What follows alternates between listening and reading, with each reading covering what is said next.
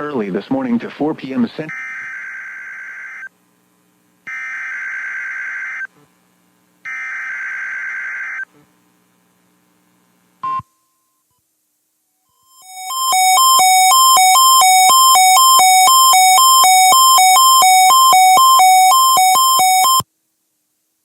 Weather Service radio warning alarm feature.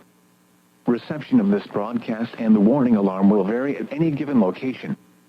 This variability, normally more noticeable at a greater distance from the transmitter, will occur even though you are using a good quality receiver in perfect working order. During severe weather, the warning alarm will be activated for severe thunderstorm and tornado watches, and for severe thunderstorm, tornado, and flash flood warnings. The warning alarm will also be used for civil emergency messages. A test of the warning alarm feature of National Weather Service Radio is conducted at 12 noon and 7 p.m. each Wednesday, unless there is a significant risk of severe weather in the area.